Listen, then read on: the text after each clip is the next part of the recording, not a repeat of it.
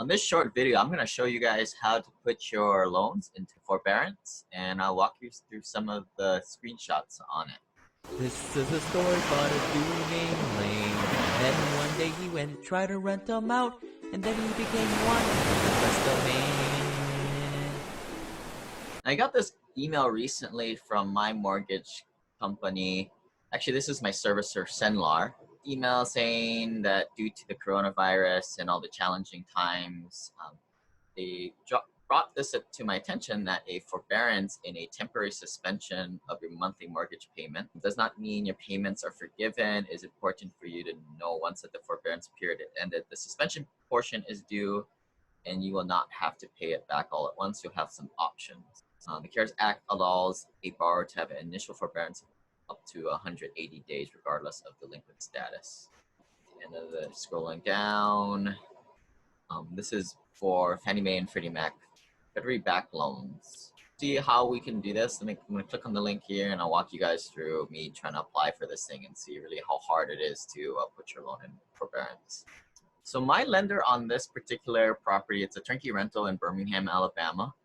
But that doesn't really matter. The only thing that matters is I'm using Senlar. A lot of you guys are using some different servicers. These servicers work with folks like Wells Fargo, Bank of America. The servicer just is the person that interacts with you and collects the payments. But you basically these days you just do everything through this internet portal. So I've logged in here, and what you want to look for is something that says some kind of coronavirus or forbearance option. They usually have it flagged, and here it is for me, so I'm just going to click right here. Basically, they want you to certify that you're telling the truth and everything, so I'm going to acknowledge that here.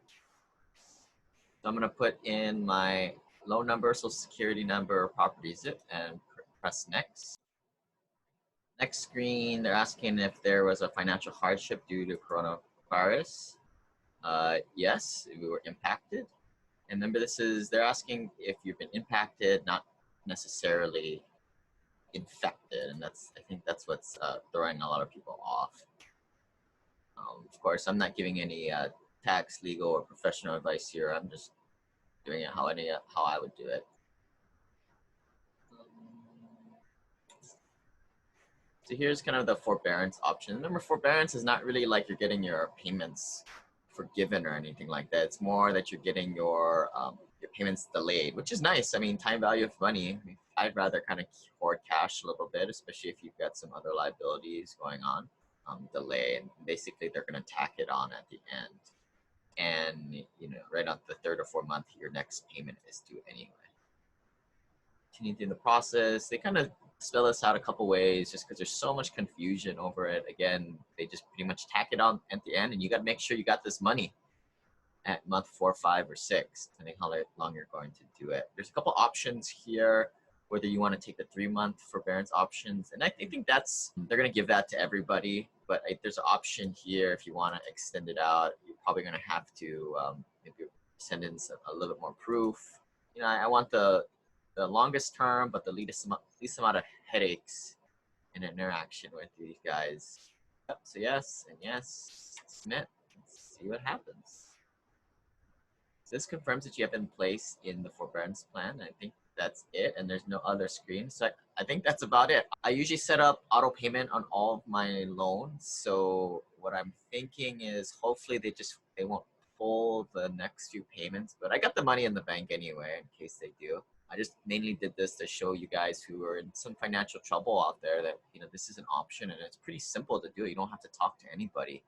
If you guys want more help with this, check out our newly started incubator group for new remote investors. Check out our podcast, SimplePassiveCashflow.com, and please share this with your friends and subscribe to the YouTube channel. Talk to you guys later. Bye.